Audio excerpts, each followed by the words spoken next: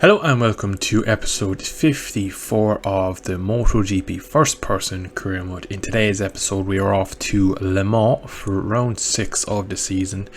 Just before we get into it, we'll check on Suzuki headquarters. I have now, just a second ago off camera, I have started the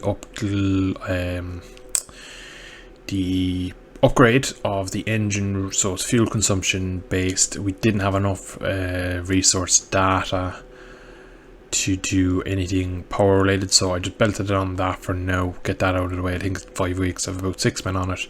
In a week's time we'll have a new frame, that'll be important, and then we'll get, in 8 weeks time, still we're waiting for our first of our aero. Now we did just get the first traction, which is important because we have been pretty poor in that area since the start of the season, so that should help in a track like Le Mans. So let's get off to France. So here we are in FP2. We've actually managed to top the session, which is quite surprising to me. Most of the session, again, with the few days off of first person playing, you do lose that kind of instinct. So it took me about 6 laps to get back to decent speed, where I actually set a decent lap. I set a 1:31.8, I think it was. And I said, yeah, I'm only, at the time, 31.1 was P1 of Fabio Quartararo, so I thought I'm 0.7 off, not too far. That should get me comfortably into top 15, and I'll go towards the end of the session and hopefully go maybe half a second quicker maybe, and then I'll be comfortably into the top 10.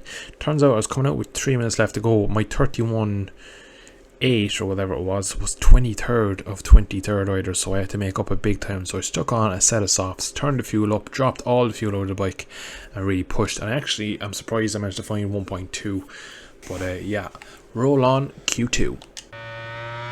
So for here, for my flying lap in qualifying, there's 2 minutes left. Pace is quite unusual here. I usually don't think this is a strong track for me, especially in first person. It's usually one I struggle with. There's a lot of blind corners like this one here, coming down into the Chapelle. It's just it's very blind. Now we do a brilliant first sector. I'm quite strong in the first sector and I nail it. We go a quarter of a tenth under. I like the sector too. This is my favourite sector, coming into Museum here and then down into Garage Fair.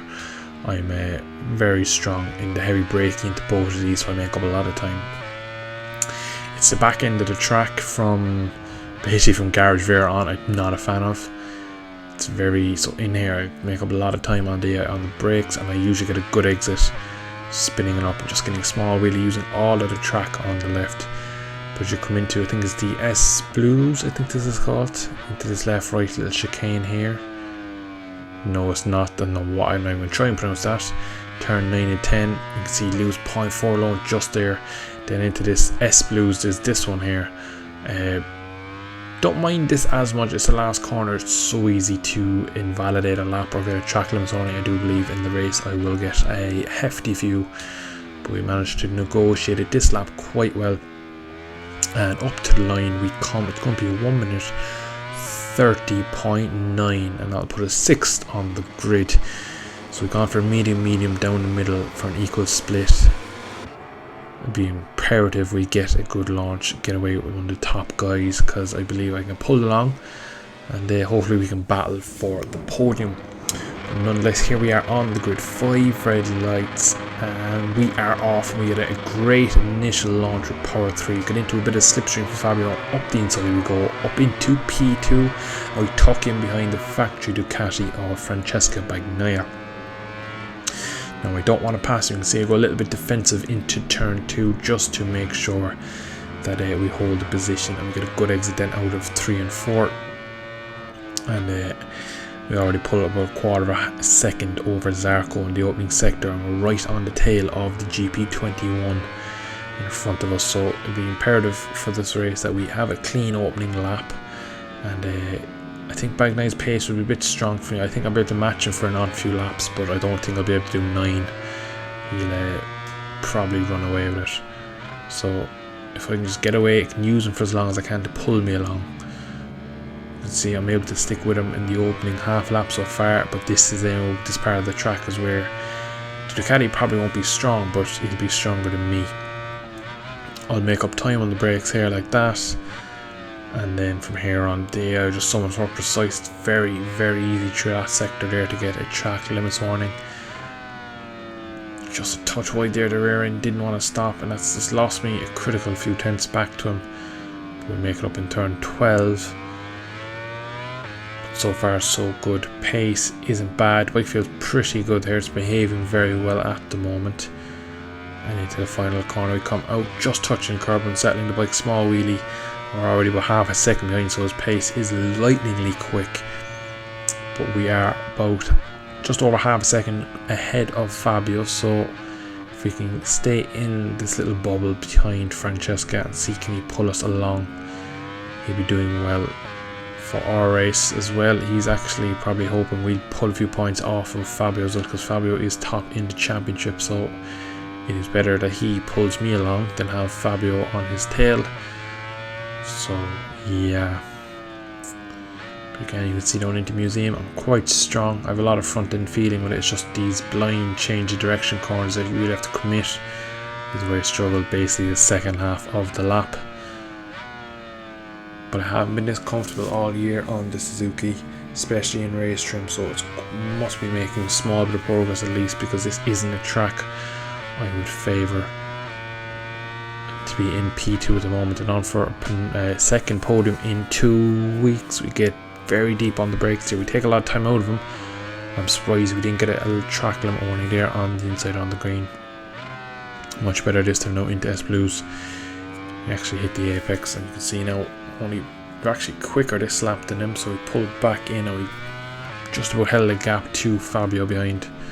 So it's been a brilliant opening 2 laps here. Everything has gone to plan. We got the good launch and we managed to get away with Fabio. Touch of the green, or Francesca, sorry, we got away with Fabio. Goes fastest man on track, 31.0 for myself. He's just about 2 tenths quicker than that. So we're at lightningly fast pace at the moment. That is only a tenth off my qualifying lap on lap 2, so we are on serious pace at the moment. Be interesting to see now as the laps tick by. Will Bagnaia be able to gap us? Will we be able to hang on as the tyres start to drop? Bike is doing what it needs to do for now. Coming through museum, just going to square it off, try and get a good exit, just get up onto the fat piece of the tyre, use the rubber underneath me. If I drop back any further from Francesco Bagnaia, we could be in trouble. We are using him at the moment as a bit of a toll. That's working. You can see we're actually dropping back, we're having a poor lap this lap around. The gap to Fabio is decreasing, where the gap to Pecco in front is increasing. So could be getting past soon for P2. There's a Frenchman on an M1 Yamaha who would love to battle for the victory at his home race. But we're going to hold tight for now. We're going to use the ultimate Suzuki's performance through the corner and see can we hold on for as long as we can. We're only about a second behind Bagnaia. If we could have a really strong sector 1, I reckon we could get right back in behind him. Way wide there through 1 and into 2 now, even though they class as 3 for some reason. We actually have taken about a tenth out of him in the opening sector, so again, sector 1 is my strongest. He's just there again, so just about doing enough to stick with him. We've opened up a gap again to Fabio in P3. There looks to be a bit of a gap between Fabio and Jack Miller in 3 and 4. So coming up now to half race distance, and we're still in P2, so everything is going swimmingly for now. Let's hope we don't curse it. Ooh, thought that was going to be the first track limits warning. It is going to come. I feel like when I get my first one I'll start to get loads of them, so we're going to struggle to keep it on track as the tyres go off. Braking late in here, just getting on the inside curb. Perfect through there. So far the bike has been brilliant, hasn't given me any issues. Small bit of a snap as we say that though, the rear is letting go, so I reckon we're having a small bit of tyre wear, but nothing we can't handle as of right now. We're in a bit hot though into the final corner. Surely that is our first track limits warning. on the end of lap 4. So we have still 4 more before we get a penalty, which we must not. So here we are on the penultimate lap, halfway through, taking as gingerly as possible through. Pecco has a 1.7, 1.8 lead. We pretty much matched him, but made a few mistakes. You can see we've got another 3 track limits warnings, and we just need to keep it in the white lines now. Fabio's a quarter of a second behind me.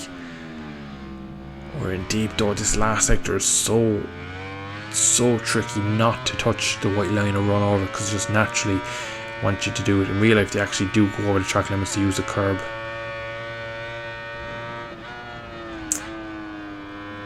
So final lap time, the lead is gone. We're not going to get him. I'm going to push like hell. They're going to push like a qualifying lap. See, we're up by a 10th in sector 1, so very good sector 1 this lap round. Just a bit wide though into Le Chapelle, but we've all opened up nearly a second to Fabio, which is ideal because then we can back it off a touch in the final sector to make sure we bring this home. But deep again in Museum, but we can square it off, get good exit down to Garage there, and hopefully we can do the same then, square it off in Garage there and get a good exit.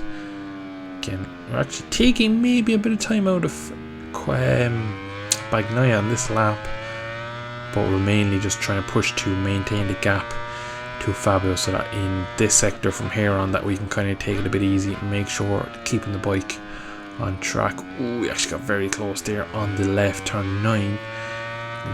We lost it 2 tenths through there. The air just ridiculously strong through there, and we are way wide here. We're going to have to square it off. We are leaking time now to Fabio. Might see a wheel sneak up mid-side. No, we square it off. 2 corners to go for our second podium of the season. We've managed to negotiate the final corner. Yes, we have. P2 in Le Mans.